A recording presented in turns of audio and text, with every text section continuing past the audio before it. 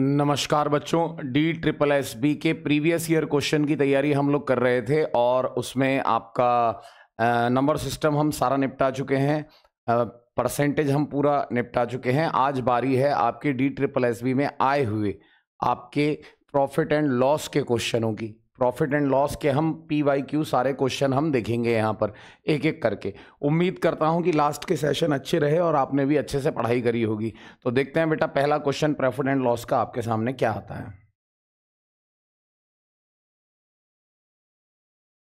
पहला क्वेश्चन है बेटा, रविंदर और नुसरत ने मिलकर के 8400 रुपए और 6500 रुपए निवेश करके एक साथ व्यापार शुरू किया।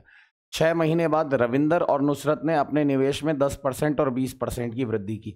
यदि एक वर्ष के अंत में कुल लाभ 6388 रुपए का है तो रविंदर का लाभ में हिस्सा कितना है। देखो यहाँ पर क्या है, यहाँ पर आपके दो जने हैं, यहाँ पर आपके दो जने हैं, एक है रविंदर और एक है नुसरत।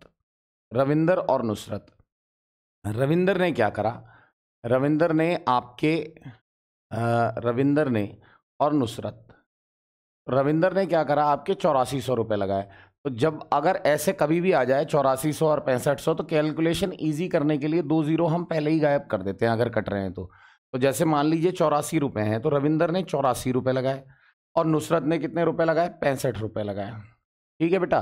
तो कहता है कि 6 महीने के बाद, 6 महीने बाद रविंदर और नुसरत ने अपने निवेश में 10% और 20% की वृद्धि करी।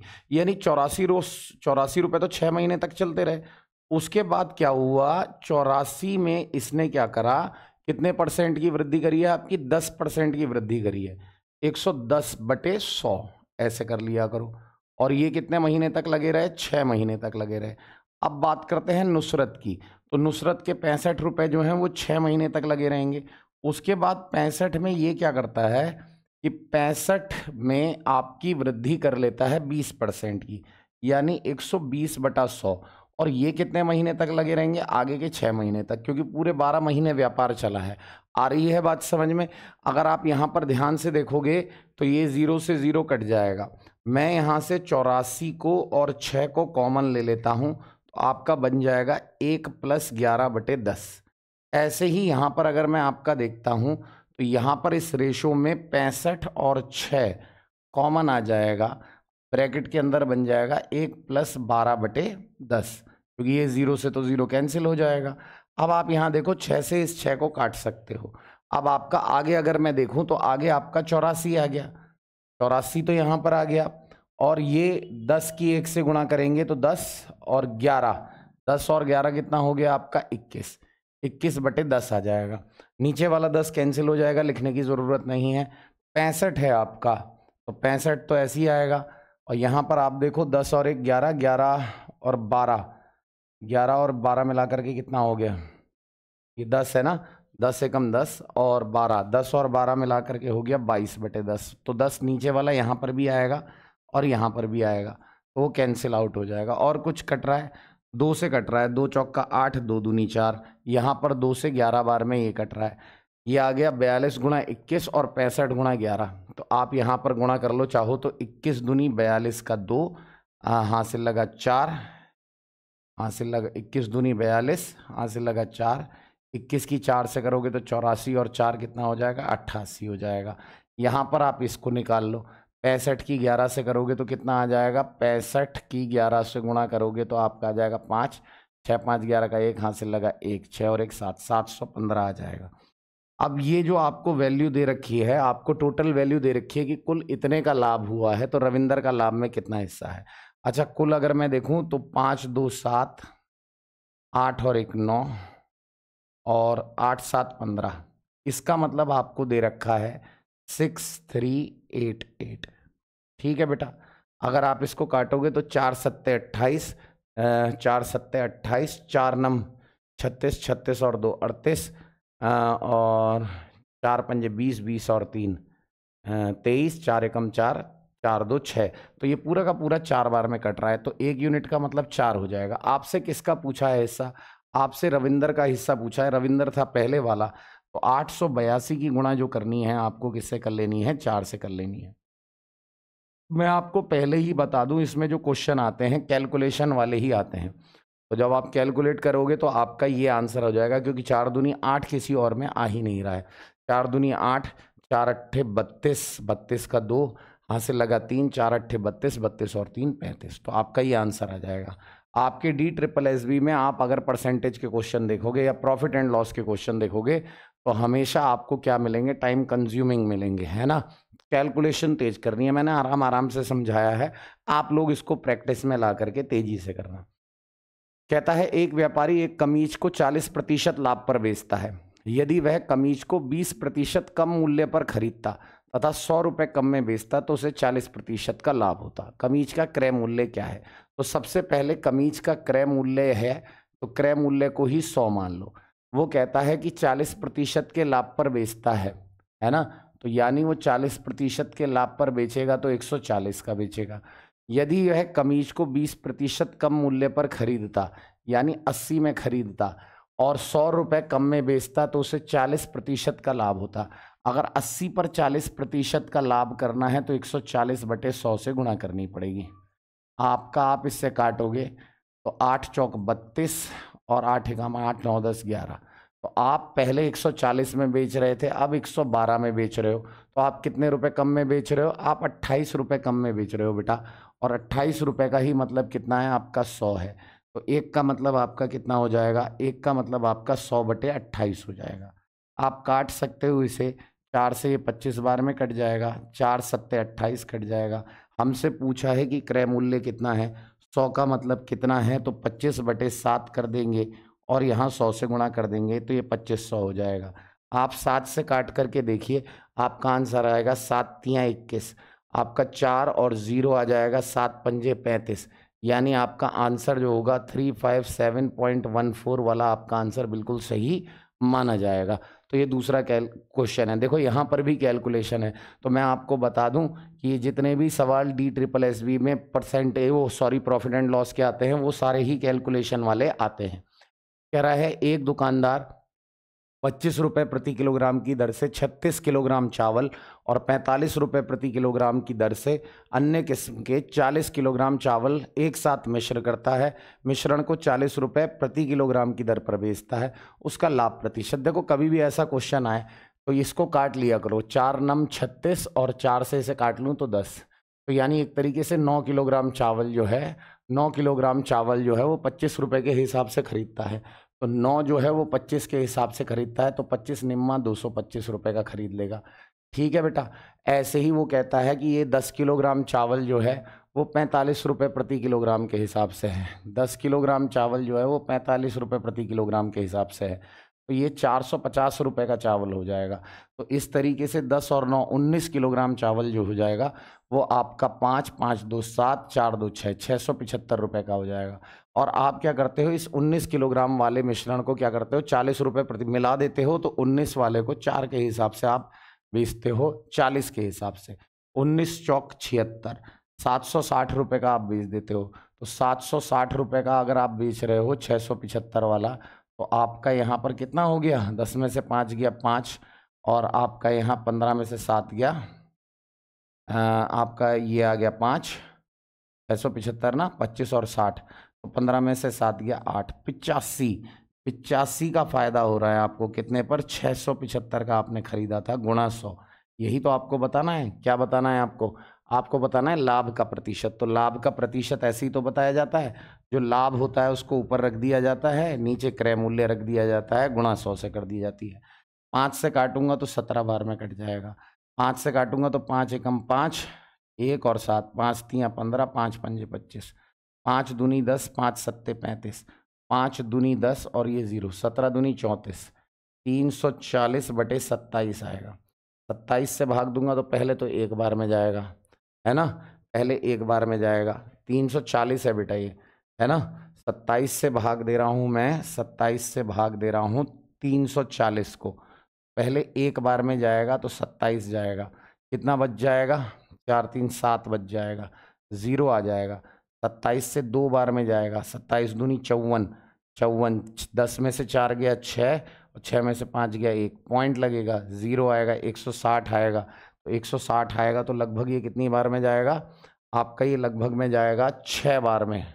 पहले 5 बार में जाएगा। 27 से अगर मैं 5 से गुणा करूं तो 5 सत्ते 35, 5 दूनी 10, 10 11 12 13, 135। और 27 की अगर मैं 6 से गुणा करूं तो 6 सत्ते 42, 6 दूनी 12, 12 और 4 16, 162 आ रहा है। तो ये लगभग 5 बार में जाएगा, है ना। और 5 बार में 135 जाएगा। ये कितना बच जाएगा आपका? 25 बच जाएगा। फिर आपका जीरो बढ़ेगा, ये लगभग 9 बार में जाएगा। तो अगर आपका 12.59 आ रहा है तो आप 12.6 को बिल्कुल सही आंसर मान सकते हो। मैं आपसे पहले ही बोल चुका हूं कि लास्ट में कहीं ना कहीं देखने को आपको कैलकुलेशन मिलेगी ही मिलेगी। ठीक है बेटा, आगे देखते हैं। कह रहा है कि जब एक सेकेंड हैंड कार 1,80,000 रुपए में बेची जाती है तो मालिक को 25% की हानि होती है। 25% का लाभ कमाना है तो उसे कितने मूल्य पर बेचना होगा? जैसे मान लो कि भैया 100 रुपये क्रय मूल्य है। अगर 100 रुपये क्रय मूल्य है और आपको 25% की हानि हो रही है, यानी आप 75 रुपये में उसे बेच रहे हो, तो 1,80,000 रुपये में बेची जाती है तो मालिक को 25% की हानि होती है, यानी 75 का मतलब कितना आपको दे रखा है? 1,80,000। ठीक है बेटा, एक का मतलब कितना हो जाएगा? 1,80,000 बटे 75 हो जाएगा। आपको किसकी वैल्यू निकालनी है? तो आपको वैल्यू निकालनी है 25% के लाभ, यानी 125 की वैल्यू निकालनी है। 1,80,000 लिख लीजिए, है ना। और 75 से तो भाग चल ही रहा है, आपका 125 से गुणा कर दीजिए। 25 पंजे 125 और 25 तियाँ 75, 3 छंग 18, 6 ये आ गया और 60,000 आपका आ जाएगा। 5 छंग 30 आ जाएगा, है ना। उसके बाद आपके 1 2 3 4 जीरो आ जाएंगे, तो लगभग ये 3 लाख की बिक जाएगी। लगभग क्या एक्यूरेट 3 लाख की बिकेगी। ये ठीक था सवाल, ये ज़्यादा इसमें कैलकुलेशन नहीं थी। आ जाओ अगला। अगला सवाल कहता है 500 रुपये में एक वस्तु को बेचने पर 400 रुपये में वस्तु बेचने की हुई हानि के बराबर, वस्तु को बेचने पर हुई हानि के बराबर है। विक्रय मूल्य 350 है, तो हानि की प्रतिशतता क्या है? तो मैंने आपको बताया जब भी ऐसा क्वेश्चन आए आपको सीपी निकालना हो तो आप क्या करो, 500 को और 400 को जोड़ दो और 2 से भाग दे दो। 5 4 900 हो जाएगा। 900 को अगर आपने 2 से भाग दिया तो आपका 450 आ जाएगा, तो सीपी निकल गया 450। आप 450 का सामान 350 का बेच रहे हो तो जाहिर सी बात है 100 की आपको हानि हो रही है। आपने खरीदा कितने में था? 45 जीरो, मतलब 450 में। यही आपकी हानि की प्रतिशतता हो जाएगी। हानि की प्रतिशतता बतानी है, नीचे फिर से मैं बता रहा हूँ, वही डिजिट बन गई, 0 से 0। 5 दूनी 10, 5 नम 45। 200 को 9 से भाग देना है, 200 को आपको 9 से भाग देना है। कैसे देंगे? 9 से 9 दूनी 18 आएगा, 2 और 0, 9 दूनी फिर से 18 आएगा, है ना। फिर 2 और 0, तो आपका 22.22 आपका सही आंसर माना जाएगा। कितना आसान क्वेश्चन था, है ना। अब आ जाइए छठे क्वेश्चन पे। छठा क्वेश्चन देखते हैं। कहता है राम को अपनी साइकिल 7744 रुपये में बेचने पर 12% की हानि होती है। यदि वह इसे 9,000 रुपये में बेचता है तो लाभ का प्रतिशत ज्ञात करो। देखो 12% की हानि होती है। 7744 में बेचा है तो उसे 12% की हानि होती है, यानी एक तरीके से 88% का मान आपको दे रखा है उसने। 88% का मान दे रखा है 7744, है ना। तो 1% का मान कितना हो जाएगा? हानि होती है ना 12% की, तो 7744 बटे 88, ये 1% का मान हो जाएगा। 11 अट्ठे 88, 11 सत्ते 77, 0, 11 चौक 44, है ना। 8 से कट रहा है क्या ये? 8 से 8 अट्ठू 64, 8 अट्ठू 64 और 8 अट्ठू 64। ठीक है, 8 अट्ठू 64 हुआ, कितना बचा? 6 और फिर 8 अट्ठू 64। 1% का मतलब 8800 रुपये हो गया, है ना। तो उल्टा भी कह सकते हैं कि 88% का मतलब कितना है आपका? 88 का मतलब है, सॉरी, 88 का मतलब है आपका 1%। 88 का मतलब बेटा 1% है। तो 1 का मतलब क्या हुआ? 1/88 हो गया, है ना।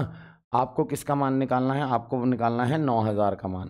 तो 9,000 का मान निकालना है तो 1/88 की गुणा किससे कर दीजिए आप? 9,000 से कर दीजिए। फिर से टेढ़ा है ना। 4 से काट दो, 4 दूनी 8, 4 दूनी 8, 4 से इसे काट दो, 4 दूनी 8, 1 और 0, 4 दूनी 8, 4 पंजे 20 और 0। फिर 2 से कट रहा है 11 बार में, है ना। 2 से कट रहा है 11 बार में। वैसे भी 22 एकम 22, है ना। 22 दूनी 44, मैंने क्या करा, 22 को इसको 2 से काट लिया, 2 एकम 2, 2 एकम 2, 2 दूनी 4, 2 पंजे 10। अब 11 से मैं काट रहा हूँ, कुछ गड़बड़ आ रही है बेटा, कुछ गड़बड़ आ रही है। एक बार और हम इसको देख लेते हैं दोबारा से देखते हैं। जैसे क्या कह रहा था 7744 में बेचने पर 12% की हानि होती है। यानी 7744 का मतलब जो दे रखा है वो मुझे कितना दे रखा है, हानि हुई यानी 88 में बिकी, बेचा है ना उसने, 88 में बेची। एक का मतलब क्या हो जाएगा, 88/7744, ये हो जाएगा 7744। और आपसे पूछ रहा है 9000, 9000 का मान निकाल लो, बाद में देखी जाएगी क्या होता है ना। 7744 और यहाँ पर आपका आ गया 9000, ठीक है। आपने 11 अट्ठे 88 काट दिया, 11 सत्ते है ना, 4 उतरेगा, 0 आएगा, 4 बार में 44। 8 से आपने इसे काटा, तो 8 से जब आपने इसे काटा तो 8 अट्ठू 64, 6 4 8 अट्ठू 64, सही तो जा रहा था। फिर आपने किससे काटा, 8 से ही काट लो, 8 एकम 8, 8 एकम 8, 8 एकम 8, 1 और 0, 8 एकम 8, 8 एकम 8, 1 और 0, 8 एकम 8, 2 और 0, 8 दूनी 16 और 16 और 8 पंजे 40। अब 11 से आपको भाग देना है, तो आपका आंसर आएगा 11 एकम 11, एक बार कटेगा, 2 उतरेगा, नहीं जाएगा, 0 लगेगा, है ना। तो आपका 25 हो जाएगा, 11 दूनी 22 हो जाएगा, दूनी 22 हो जाएगा, 3 और 0 आएगा, 3 और 0 फिर से 11 दूनी 22 करके जाएगा। तो आपका यहाँ पर जो आंसर दिखाई दे रहा है कि अब इसका मतलब ये हुआ तो इतने का बिकेगा, यानी लाभ कितने का हो गया, 2.27% का लाभ हो गया। पहले भी सही चल रहा था, ठीक है बेटा, तो कोई दिक्कत नहीं है। बी इसका आंसर आ जाएगा। मैंने कहा आपसे कि कैलकुलेशन वाले थोड़े सवाल होते हैं। एक व्यक्ति 45 रुपए में पेंसिल, 45 रुपए पेंसिल की दर से 40 पेंसिलें खरीदता है। 20 पेंसिल 20% की हानि पर बेचता है। सभी पेंसिलों को मिलाकर 40% का लाभ कमाया गया है। तो आपसे शेष 20 पेंसिल कितने प्रतिशत लाभ पर। देखो जब भी ऐसा क्वेश्चन आएगा तो ये रुपए मायने नहीं रखते हैं, क्योंकि बाद में क्या पूछ रहा है, प्रतिशत लाभ प्रतिशत पूछ रहा है। तो आपकी 40 पेंसिलें हैं तो आप 40 रुपए की ही 40 पेंसिलें मान लीजिए, उसमें से 20 पेंसिल 20% की हानि पर बेचता है। 20 और 20, 20 पर क्या करता है, 20% की हानि हो जाती है। 20 पर 20% की हानि निकालूं तो 20 का 20% कितना होता है आपको, 4, यानी 4 की हानि हो गई, 4 रुपए की उसको हानि हो गई, ये नुकसान हो गया उसको। और वो क्या कहता है, वो सभी पेंसिल मिलाकर 40% लाभ पर बेचना चाहता है। 40 का 40% मेरे बच्चों कितना हो गया, 40 का 40% हो गया 16, यानी वो चाहता था 16 रुपए का लाभ हो, लेकिन उसको शुरुआत में ही हानि कितनी की हो गई, 4 की हानि हो गई। अब वो टोटल पर अगर ऐसे 40% का लाभ चाहता है तो ये 16 तो उसे चाहिए ही चाहिए, ये 4 भी उसको मेंटेन करना पड़ेगा, यानी उसको 20 पर ये 16 और 4 20 के लाभ पर इसको बेचना पड़ेगा। अब 20 की वस्तु 20 के लाभ पर बेचोगे, गुणा 100 से करोगे तो आपका कितना आ जाएगा, आपका 100% ही तो आपका आंसर आ जाएगा। तो यहाँ पर आपका आंसर आ जाएगा 100%। आ गई मेरी बात समझ में, बहुत आसान सवाल था, है ना। आप रुपए लेकर के करेंगे तो लंबा हो जाएगा। ये क्वेश्चन अच्छा है, ये वैसे अनुपात समानुपात में आता है ना, अनुपात समानुपात में आता है कि एक हीरे का मूल्य, देखिए जो मूल्य है, जो बात मूल्य की हो रही है, तो मूल्य क्या है, वो आपका मूल्य जो है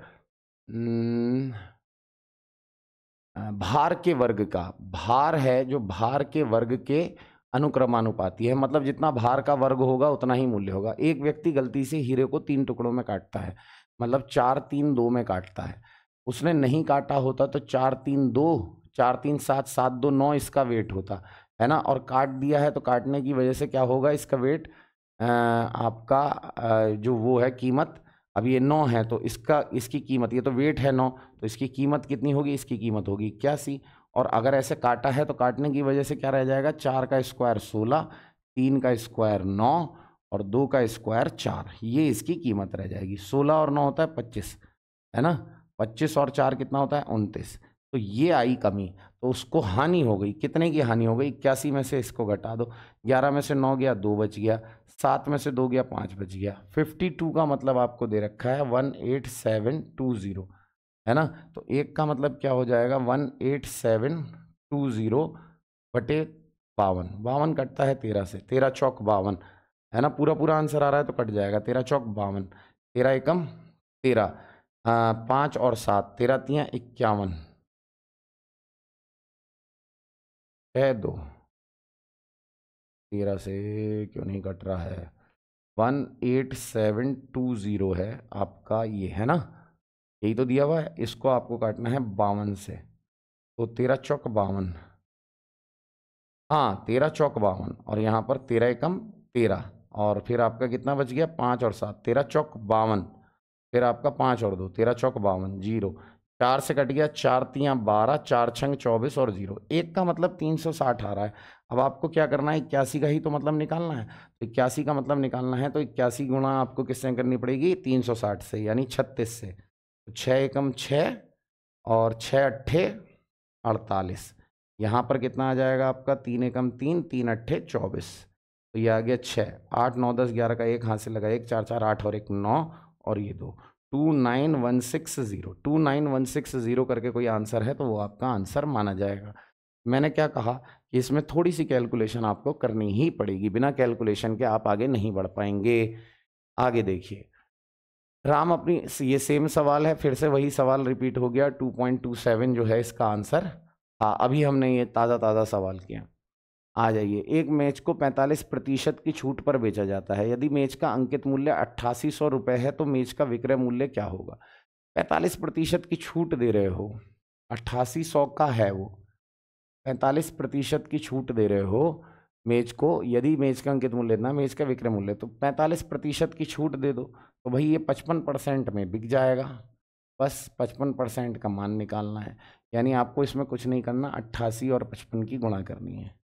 आप कर लो 5 अट्ठे 40, है ना, और 5 अट्ठे 40 और 4 44, इसी को दोबारा ऐसे लिख दिया करो और जोड़ दिया करो, 0 4 4 4 8 और 4 4 8 4 0 जहाँ आ रहा होगा वो आपका आंसर हो जाएगा, आंसर ए हो जाएगा।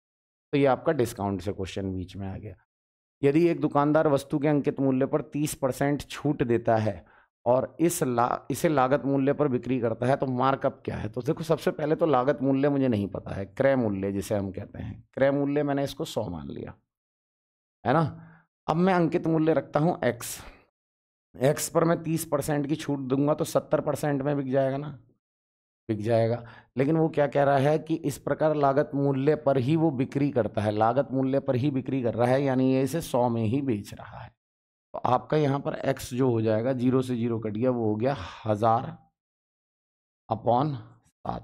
मार्कअप क्या होता है? मतलब जैसे 100 का सामान है, आप उसे कुछ बढ़ा करके रखोगे x के दाम में, तो कितना आपने अप किया, यही आपका कहलाएगा मार्कअप। इसी से मार्कअप परसेंट पता चलेगा।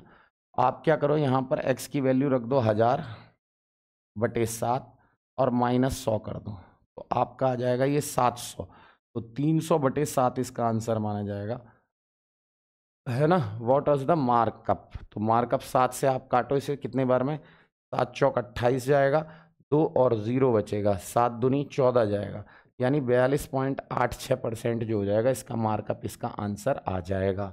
ठीक है बेटा। मार्कअप का मतलब क्या होता है? मार्कअप का मतलब ये होता है, जैसे 100 रुपये क्रय मूल्य है तो आपने कितना बढ़ा करके रखा है, वही उसका परसेंटेज आ जाएगा, तो x - 100 आ गया। कहता है विजय एक वस्तु को 20% के लाभ पर बेचता है। यदि क्रय मूल्य विक्रय मूल्य दोनों 20 रुपए से कम किए जाएं तो लाभ 30% का होता है। अच्छा, 20% के लाभ पर बेचता है, यानी 100 का सामान 120 का बेचता है ना बेटा, है ना, 100 का सामान 120 का बेचता है। कहता है यदि क्रय मूल्य और विक्रय मूल्य दोनों को 20 रुपए से कम किया जाए, क्रय मूल्य और विक्रय मूल्य दोनों को, क्रय मूल्य और विक्रय मूल्य को दोनों को 20 रुपए से कम किया जाए, यानी 100% -20, और ये हो गया 120% -20। ठीक है, तो कहता है कम किया जाता है तो लाभ 30% हो जाता है, लाभ 30% हो जाता है, यानी अब जो लाभ होगा यहाँ पर 30% का लाभ होगा, तो यहाँ 130/100 से गुणा करके मैं इसे इसके बराबर रख सकता हूँ, 0 से 0 गया।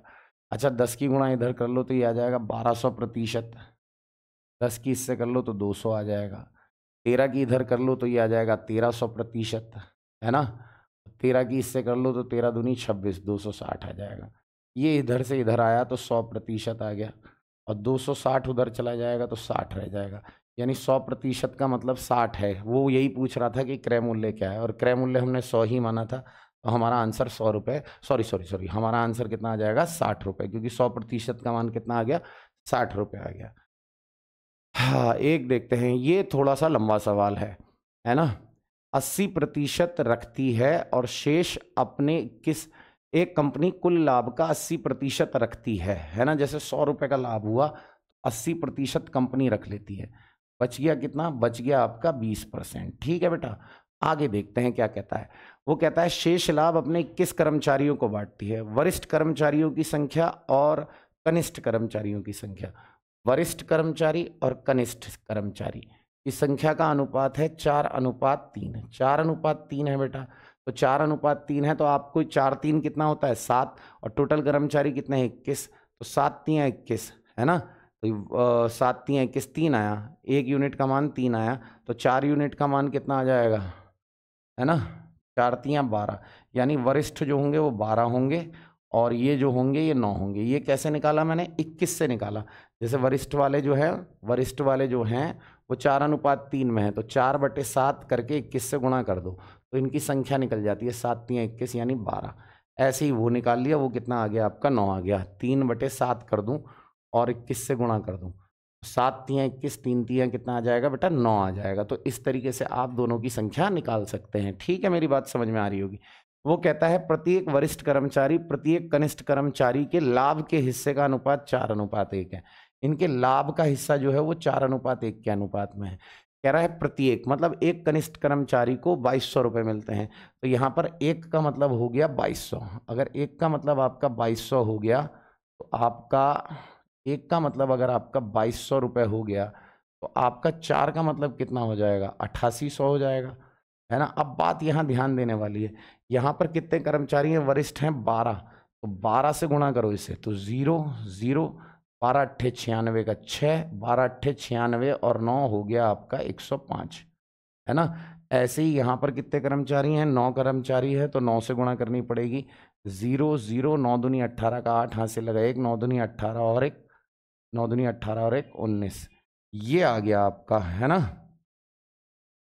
0 0। और ये आपका इसमें मुझे जोड़ना है 105 और 600, ये मैं इसमें जोड़ूंगा, तब जा करके मुझे 20% का पता चलेगा। 0 0, 8 6 14 का 4, हाथ से लगा 1, 9 और 1 10, 10 5 15 का 5, हाथ से लगा 1, 1 और 1 2, और ये 1 आ गया। ये जो है ये आपका 20% के बराबर है, ये लाभ जो है। और आपसे पूछ रहा है कंपनी का कुल लाभ कितना था, तो 20% का मान जो आपने निकाला है वो कितना निकाला है, 1 2 5 1 2 5 4 00, है ना। तो 1% का मान कितना हो जाएगा, तो आपको 20 से भाग देना पड़ेगा, 0 से 0 कट जाएगा, 2 से काटिए, 2 2 6 जा 12 और 2 2 जा 4, 2 7 जा 14 और एक ये 0। सही है, 100% का मान आपको बताना है कि पूरा टोटल लाभ कितना है। 100 से गुणा हो जाएगी, 6270 और 2 0 आपके और आएंगे, तो 627 और 000 जहां आ रहा होगा वो आपका सही आंसर माना जाएगा। बहुत बढ़िया क्वेश्चन है, थोड़ी सी कैलकुलेशन आपको तेज करनी है इसमें, ठीक है ना बेटा। अच्छा क्वेश्चन था। कह रहा है एक व्यक्ति 2000 रुपये प्रति हेलमेट की दर से 3 हेलमेट खरीदता है। पहले को 60% के लाभ पर बेचता है, दूसरे को 20% की हानि पर, तीसरे को 30% की हानि पर। पूरे लेन देन में कितने प्रतिशत का लाभ होता है। तो बड़ा आसान क्वेश्चन है, कैसे करते हैं, जैसे 2000 है, एक हेलमेट 2000 का है पहला वाला, उस पर आप देखो वो कह रहा है कि कितने की हानि हुई, 60% के लाभ पर बेचता है, तो 2000 का 60% आप निकाल लो।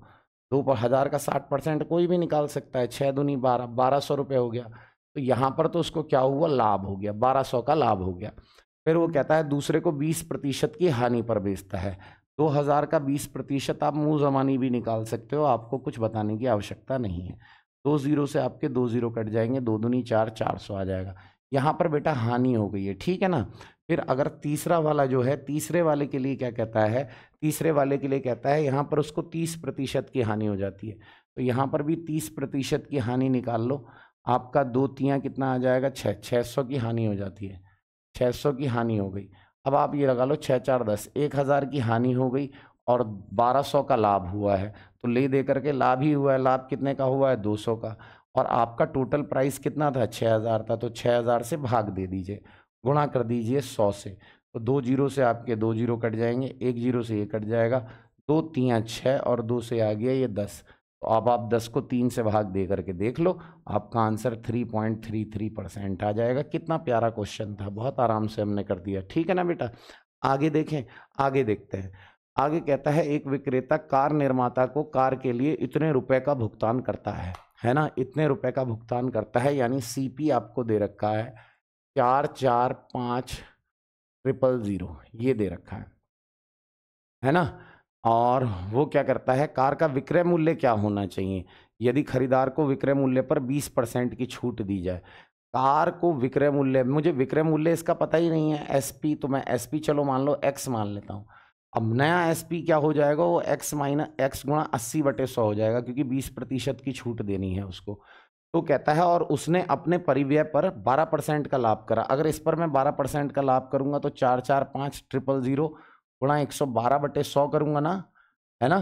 तो ये भी क्या हुआ, ये भी विक्रय मूल्य, ये भी विक्रय मूल्य, दोनों को आप क्या करो, बराबर रख दो। दोनों को बराबर रख दिया तो वो उसमें पूछता है कि हमसे क्या पूछा है, कार का विक्रय मूल्य कितना होना चाहिए, एक्स का मान क्या होना चाहिए। 100 से 100 चला गया बेटा, ये आपका 10 से 10 चला गया।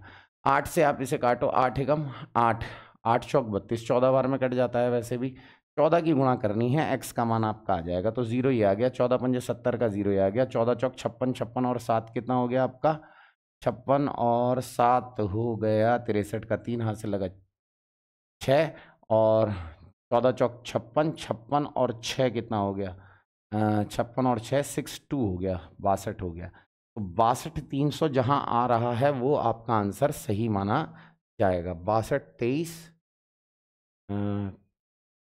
62300, 1 2 3 4 5 6, 1 2 3 4 5, 1 0 गड़बड़ हो रहा है। 100 से 100, अच्छा यहाँ 1 0 हमने कम लगाया है, अच्छा 1 0 यहाँ एक्स्ट्रा आना चाहिए था, तो ये आपका आंसर आना चाहिए। ये यहाँ पर ये आंसर आपका सही है, 623 और 000। ठीक है बेटा, आ जाओ। कीर्ति ने अंकित मूल्य पर 25% की छूट के साथ एक घड़ी खरीदी, 550 रुपए में बेचकर 10% का लाभ अर्जित किया, तो अंकित मूल्य क्या था, है ना।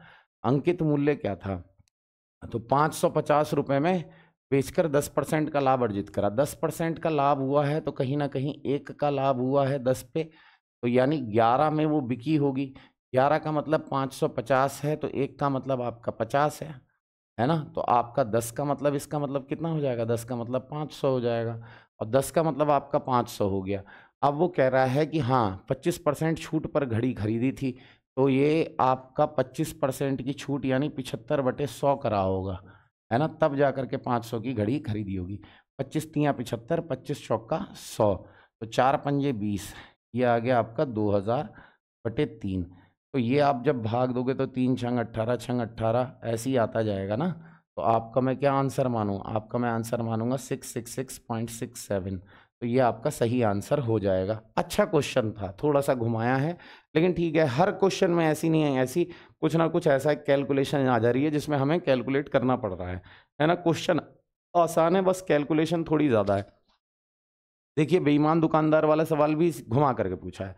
कह रहा है एक बेईमान दुकानदार है, गेहूं को क्रय मूल्य पर बेचने का दावा करता है, लेकिन वह कम तोलकर 20% लाभ प्राप्त करता है। 20% लाभ करता है। यदि व्यक्ति 10 किलोग्राम गेहूं खरीदता है तो उसको प्राप्त होने वाली राशि बताइए। तो यानी 10 किलोग्राम गेहूं खरीद रहा है, तो 10 किलोग्राम उसको दे कहाँ रहा है ना, वो तो उसको 10 - x दे रहा है, कितना लाभ कमा रहा है, और लाभ वो कमा रहा है 20 का। अच्छा उसकी जेब से क्या जा रहा है, उसकी जेब से तो x ही जा रहा है ना, उसकी जेब से, सॉरी, उसकी जेब से कितना जा रहा है, उसकी जेब से जा रहा है, हाँ वो तो x ही दे रहा है, और यहाँ पर 100। ठीक है, इन दोनों को बराबर रख दीजिए, 20 एकम 20, 20 पंजे 100, 5 की अगर मैं गुणा कर दूं तो ये 50 हो जाएगा, माइनस का 5x हो जाएगा। ये सबसे अच्छा तरीका मुझे लगता है, रेशो बना लो, है ना। 20% का 20/100 बनेगा, यहाँ पर कम तोला है इसलिए 10 - x और ये x, तो 6x बराबर आपका 50 आ जाएगा। 2 तियाँ 6 कर लो और 2 से 25 कर लो। 25 को अगर भाग दोगे 3 से तो 3 अट्ठे 24, 8 पॉइंट, फिर वही 3 अट्ठे 24, एक और 0, 3 तिया 9, 8.33 kg आ जाएगा। ठीक है मेरा बेटा, तो इसमें भी देखो कहीं ना कहीं कैलकुलेशन है, सभी में कैलकुलेशन ही दे रहा है। एक व्यापारी एक घड़ी को 30% लाभ पर बेचता है, ये वह उस घड़ी को 20% कम मूल्य पर खरीदता तथा 60, ऐसा सवाल अभी हमने करा था, है ना, कि जैसे 100 रुपए की है घड़ी, तो उसे 30% लाभ पर 130 का ही तो बेचेगा, वो कहता है यदि वह उस घड़ी को 20% कम पर खरीदता, यानी 80 का खरीदता और 60 रुपए कम में बेचता, ये रुपए है इसको छोड़ दिया करो, उसे 13% का लाभ, 30% का लाभ होता, 80 पर 30% का लाभ होता, तो वो कितने की बिकती है? 13 अट्ठे 104, 104 की बिक जाती साहब, है ना। तो आप ये देखो 130 और 104 दोनों बार बिकी है, कितने का फर्क आ रहा है यहाँ पर? 26 का फर्क आ रहा है। तो 26 का मतलब कितना दे रखा है? 60 रुपए। लो जी लो, इसमें भी कैलकुलेशन, 60/26। आपको किसका मान निकालना है? 100 का। तो 100 का मतलब क्या होता है? क्रय मूल्य ही तो बताना है, तो 100 का मतलब हो जाएगा 60/26 गुणा 100। तो 2 से काट दूंगा तो 13 और 2 से काट दूंगा तो 30, तो ये आ गया आपका 3000/13। आओ काटते चले, 3000/13, 13 से काटूंगा तो सबसे पहले 13 दूनी 26 कटेगा, 13 दूनी 26 कटेगा तो 4 और 0 बचेगा, 13 तियाँ 39 आ जाएगा, 13 तियाँ 39 आ जाएगा, तो एक और 0 बचेगा तो 0 लगेगा, तो आपका आंसर आ जाएगा 230.76 रुपये। कितना अच्छा सवाल था। आ जाओ 19वें सवाल में कहता है कि एक दुकानदार एक मेज को 50% की हानि पर बेचता है ना। यदि उसने मेज को 120 रुपये अधिक में बेचा होता तो उसे 30% की हानि होती, 40% का लाभ कमाना है। एक बार तो देखो 100 की वस्तु है तो एक बार तो 50 हानि पर बेच रहा है तो 50 की बिकेगी, और दूसरी बात 30% की हानि पर बेच रहा है तो 70 की बिकेगी, है ना। मेज को 120 रुपये अधिक में बेचा होता है ना, कितने पे अधिक में बेचा है? 20, तो 20 का मतलब क्या होता है? 120 हो जाता है। तो यहाँ पर एक का मतलब कितना हो जाएगा? 0 से 0 6 रुपये हो जाएगा, एक का मतलब 6 रुपये हो जाएगा। अब आपको क्या करना है? 100 का मतलब बताना है, तो 100 का मतलब 600 रुपये हो जाएगा। लेकिन आपको ये करना है कि आपको इसको कितने लाभ पर बेचना है? 40% के लाभ पर। तो 600 को 40% के लाभ पर बेचना है, तो इससे गुणा कर दिया करो, 2 जीरो से 2 जीरो कट जाएंगे, 14 पंजे 70, 14 छंग 84, तो 84 यानी 840 रुपये का वो इसको बेच देगा। 19वां सवाल भी बड़े आराम से आपने कर लिया। 20वां सवाल, ए और बी ने साझेदारी में एक व्यवसाय किया। उसने व्यवसाय में क्रमशः 4000 रुपये, 5000 रुपये का निवेश किया। 5 महीने के बाद जेड भी व्यवसाय में 8000 रुपये के निवेश के साथ शामिल हो जाता है। 1 वर्ष पश्चात उन्हें इतने का लाभ होता है, तो बी का लाभ में हिस्सा क्या है? तो ए क्या करता है? ए 4000 रुपये लगाता है और बी क्या करता है? वो 5000 रुपये लगाता है। तो ये तो पूरे 12 के 12 महीने तक दोनों के दोनों लगाते हैं, 12 के 12 महीने तक। लेकिन ऐसा होता है कि जैसे ही 4 महीने बीत जाते हैं, तो 4 महीने बीतने के बाद जेड भी व्यवसाय में शामिल हो जाता है, 8000 रुपये निवेश करता है। ये आपके 8000 रुपये तो निवेश करेगा, लेकिन 4 महीने बीत चुके हैं, है ना। 12 में से 4 बीत चुके हैं, तो कितने बच गए हैं? 8, तो 8 तक, है ना। अब वो कहता है कि ये 1 वर्ष पश्चात उन्हें इतने रुपए का लाभ हुआ। अब आप देखो, जब भी ऐसा क्वेश्चन आए तो सबसे पहले एक काम करो कि आप 3 जीरो 3 जीरो 3 जीरो काट लो, अब गुणा कर लो, 12 चौक 48, ठीक है बेटा, 12 पंजे 60, ठीक है बेटा, और यहाँ 8 अट्टू 64, ठीक है बेटा। 4 से कट रहा है, 4 एकम 4, 4 दूनी 8, 4 से कट रहा है 15, 4 से कट रहा है 16 चौक 64, तो आपका 16, आपको कितने रुपए क्या कहता है? 3655 रुपए का लाभ हुआ, तो बी का लाभ बताना है। तो आपको अगर ऐसे बी का लाभ बताना है तो 15 ऊपर रख दीजिए, बी का 15 ऊपर रख दीजिए, इसको जोड़ लीजिए। देखिए 16 और 12 कितना हो जाएगा मिला करके? 28, 28 और 15 मिला करके कितना हो जाएगा? 8 5 13, हाथ से लगाए 1, 2 और 1 3 और 1 4, 43, है ना। और फिर आप क्या कीजिए, आप 3655, ये आ गया आपका 3655। तो आप इसको जल्दी से मुझे कैलकुलेट करके बताइए कि इसका आंसर आपका क्या आ रहा है।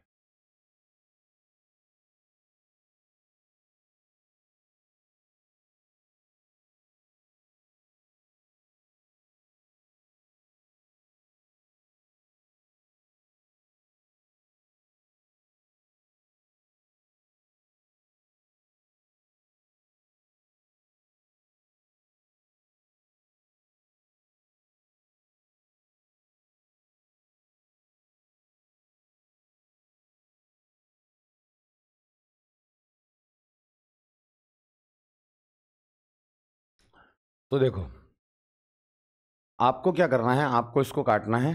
43 से आप 3655 को काटो और जल्दी से मुझे आंसर बता दो। तो जब आप इसे 43 से काटोगे तो ये लगभग ये कट जाएगा आपका पूरा पूरा 85 बार में पूरा पूरा कट जाएगा, क्योंकि आंसर पूरे पूरा है ना, कहीं पॉइंट नहीं आ रहा है। तो 15 पंजे 75 का 5 हासिल लगा 7, 15 अट्ठे 120, 120 और 7 127, 1275 ये आपका आंसर आ जाएगा। आज के सेशन में हमने 20 ही क्वेश्चन रखे हैं, है ना। अभी आगे और क्वेश्चन है जो मैं आपको करा दूंगा, लेकिन आज मैं यही कहूँगा कि मेरा स्वास्थ्य सही नहीं है। अगर आप देखना चाहते हैं तो वस्तु का अंकित मूल्य 3600 रुपये है, 25% की छूट दी गई तो विक्रय मूल्य कितना होगा, तो 3600 है।